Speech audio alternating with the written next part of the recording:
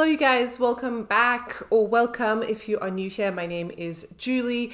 I make content for moms, helping them go from feeling like they're just in survival mode to feeling like they can cope and manage their lives a little better. I do this through sharing a lot of decluttering techniques, organization, keeping your home organized so that you can really enjoy what's important to you in life. A little bit of minimalism, speckled in here and there, although I wouldn't call myself a minimalist. I have 3 young kids and I'm an occupational therapist by training. So that's kind of the lens that I am coming from, and I'm so happy to have you here. Today, I thought we would have a little catch up. I did one of these sort of at the end of January, and now it's the end of February, and somehow I feel like we haven't spoken on the podcast. I've been doing a lot of videos on decluttering and taking back a bit of control when you feel overwhelmed, and little sewing projects that I've been sharing on YouTube here and on my Instagram. So if that's something that's interesting to you, a little bit of escapism, a little bit of just, wholesome content, then make sure you go and follow me there and check those shorts out and things like that. But today I thought I'd just catch up on what's been going on, some lessons that I have learned in February. And I feel like, if we're not learning lessons, we're not growing and evolving as people. And if you're finding lessons repeating themselves in your life, like the situation is happening again and again, that to me is a little nudge from up above that this is an area of your life that you need to focus on and explore so that these situations don't keep on happening. Like if you keep on getting into the same type of bad relationship and you're like, why does this keep happening? Or I don't know, you keep on making similar mistakes with things, or you're getting the same type of feedback, it's time to evaluate what's going on, because once you have awareness, you can actually take action and start changing your destiny a little bit. So I'm going to just talk a little bit about what's been happening to me, and as I said, the lessons that I have garnered from this, and I'm hoping, because the lessons keep repeating themselves, that I will take my own advice and I will learn from them. So a little bit of backstory. I'm even embarrassed to talk about this, but I basically have some kind of like chronic elbow tendonitis. So in my right arm, so my dominant arm. And as a mom, ain't no time to get sick. You need to be firing on all cylinders at all times. And I've had this elbow, I would say this like sort of tendonitis pain. And if you've ever had a tendonitis, it can be pretty painful. But I probably had this now going on like 9 months or so, probably from like May of last year. There was a few specific things, stupid things that I did, like overdoing it basically, in May of last year that I think started this whole thing. And I actually had it in both elbows, but it's gotten a lot better in my left side. My right side, through like playing tennis when I shouldn't have been, building furniture in our house, putting up blinds, like we were renovating a lot last year. So there was a lot of like little house projects that I would try and do if I was able to, because I was too impatient to wait for my husband to do it. And I'm usually like the DIY one, but I'm also not really giving him the opportunity to be one. But he's busy, he's traveling a lot, he's got work, blah, blah, blah. So like if I want to build 4 chairs, I'm going to build 4 chairs, but then I'm going to pay for it afterwards. I put up blinds in our office, which is a lot of like screwdriver stuff. Anyway, it's at the point now where it's not acutely painful, but it is always kind of burning and present. And if I wake up in the morning and it doesn't hurt, I'm like so happy. But then as soon as I start doing something with my right arm, like it could be as simple as like making the bed or cutting a slice of bread or trying to clean a cup that's got like a stain on it or something, that sort of twisting motion, it just burns for the rest of the day. So if you don't see me using this arm as much, it's here. I'm just purposely trying to rest. Like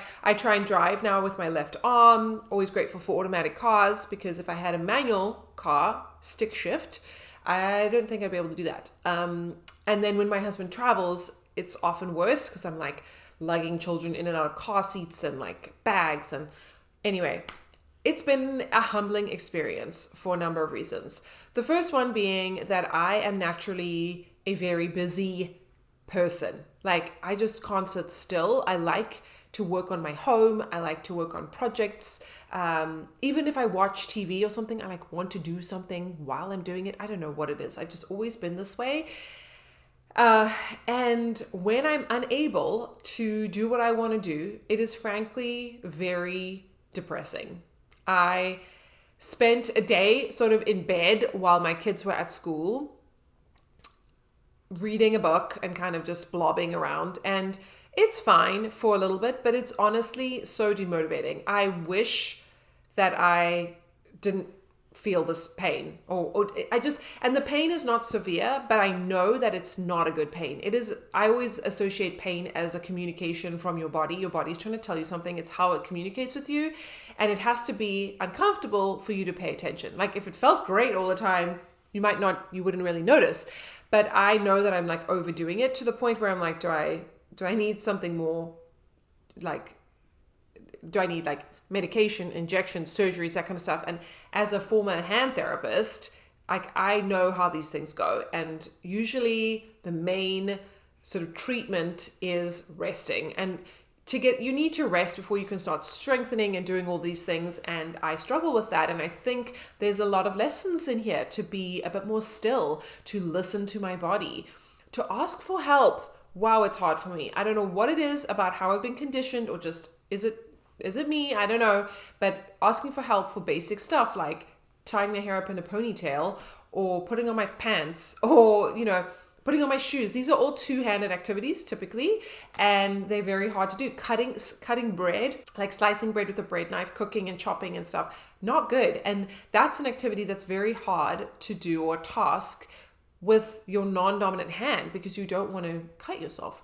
Anyway, it's been a learning journey because it's really forced me to slow down and evaluate things. And I've had to really put things on the back burner. I'm also quite, impatient, like in that I like to get things done. I kind of live by this motto of like, you can do something in a minute or 5 minutes, you should just do it. And having to hold myself back from that, or doing it very slowly. Like, for example, if you are transferring washing from the washing machine to the dryer, doing it with one hand will take like 3 times as long. I do like 2 loads of laundry a day. I'm always running on this sort of like fast speed, and I think it's a good lesson to just calm it down and stop taking my health for granted. I also was, playing a lot of tennis, which is kind of how I ended up in this mess. But it's not only from tennis, by no means. I'm not going to blame the sport of tennis for this. But it's, tennis is one-handed a lot of the time. And, every time I would play tennis, I would have 2 or 3, 4 days where my arm would just burn and ache. It's not good. So it's just not worth it. But I'm sad about it because it was a strategy for me to meet more people and, meet people outside of sort of my kids' world, and make friends and exercise and do all the things that are good to do when you do something social like that, and be part of a club and blah, blah, blah. And now I kind of can't do it. And I know that every time I don't wait long enough and I go back too soon, I pay for it. The other part of that is I was on a tennis team, and so I felt this obligation to play, and I felt this need to prove to them that I was a good team player, that I wasn't flaky, because I really hate, when people are flaky towards me. The only thing that should be flaky is a croissant. That's what I always say. Don't come to me if you're flaky. If you're not going to follow through with your word, I can't deal with that. But anyway, I digress. And so it was this push and pull of feeling this deep sense of commitment and obligation, and then letting people down, and then not having them believe me that I actually really did need to step away. But now it's got to the point where even the captain of the team is like, I think you need to stop. We'll be fine without you. And had I just waited a little bit extra time, until I actually felt like 100%, maybe I wouldn't be in the situation. So anyway, it's going to be fine. It's just a matter of waiting and being patient and not re-injuring myself, asking for help, thinking about, did I create this in some way besides the obvious of actually just pushing myself when I shouldn't have? Like, have I manifested this in some way, or is it like my body manifesting itself in some kind of stress? Maybe it's just like a forced slowdown when I don't want to do that, So I just thought, if any one of you is going through any of this, just in a way where things are not going the way you'd want it to, or you're not functioning at like 100%, I'm here with you. I understand. And we have to like look for the positives in these situations, and we have to look for the lessons so that they don't keep happening. You know, for me, on a basic level, I need to be respecting the pain that my body is communicating with me, and I need to be patient. And it's not my time to be playing tennis right now or doing certain things, building furniture, whatever. It's time for me to go inward. Maybe it's time for me to read, to meditate, to pray, to just do other things that that maybe I've been neglecting, you know? So I'm going to work on that. I'm going to work on being more present in the moment and not so patient for things, because I'm kind of being forced to slow down. So maybe it's a good thing. I don't know. And then the other thing that I've really been thinking about a lot in February and kind of inspired by various events is just my value system, especially when it comes to other people and how they align in our world or not.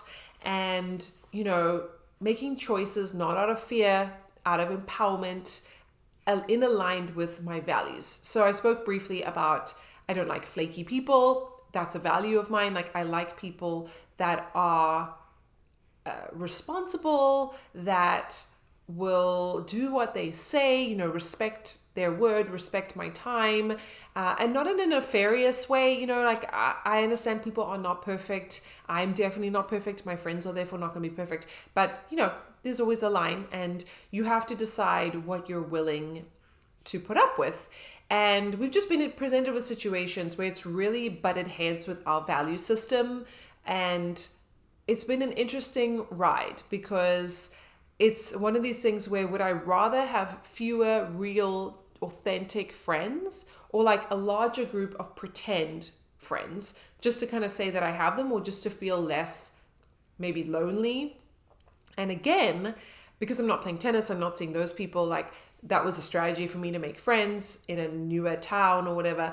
It's an interesting time to be a little bit more by myself and work on myself and trust that what is meant for me will come for me, and the universe will provide people in my life that are there to make me feel like the luckiest girl, you know, and hopefully the relationship will be reciprocal, where they feel like they are gaining something from my friendship with them. So it's been an interesting time to really evaluate and draw a line, you know, like it's I haven't been confronted in relationships in this way in a while, and it's kind of like coming all out now, and I think it's important because it forces you to grow. Like, when you're in a sticky situation where you feel uncomfortable, and now you maybe have to face some conflict that you weren't hoping for, or expecting, I guess. How do you deal with it, and how do you grow as a person, and what lessons can I teach my kids? Because undoubtedly they're gonna run up to this as well. There are a lot of people in this world that are just out for themselves, and at the same time, I think there are a lot of kind and good people that are there to enrich your life and for you to enrich theirs. We just have to be patient and trust that they will come along, keep putting ourselves out there, and also recognizing signs when our values are compromised, and not stand for that. You know, I want to show my children that I live my life with integrity, with authenticity, that we're not going to be friends with everybody, because we're not everybody's cup of tea, and, you know, they're not ours, and that's okay. And it's just been an interesting journey, you know, like adult friendships, navigating all of that. It's challenging because you really have to make an effort to make friends as an adult, because you're not just naturally thrown into like a classroom for many hours, or a workplace necessarily. Like, so many of us work from home or are not working in a traditional way. And so you really have to like make an effort. And also, just because your kids are friends with people doesn't mean you necessarily will click with their parents or have anything in common, you know? So really making friends for yourself as an adult is a skill that I'm working on and honing. And yeah, so it's been an interesting few months into 2025. I can't believe we're at the end of February already. We're going into March. It's getting warmer here and beautiful, and it feels like, you know, fresh, and I am excited for what's ahead. and hopefully any challenges that come our way, so obviously there will be, we can navigate in deep integrity and just not lose ourselves in the chaos that can present itself. So I don't know, I'm probably not making any sense over here, but I just thought I would share what has been going on. I hope that lessons that you are learning and identifying in your life, you can see them for what they are and go inward, identify your role and responsibility in a situation and see how you can do things differently next time. So that's it from me for right now. I hope everybody is doing really well. If these videos are something that you enjoy, please let me know, because I love this kind of stuff, and I know I've been posting a lot about home organization and cleaning and stuff because people do really want that motivation and inspiration, but I also like going a bit deeper than just, cleaning my uncluttered countertop, but I do love that stuff too. So let me know what you want to see from me down below. Make sure you subscribe, give this video a thumbs up, and I will see you in my next video. Bye.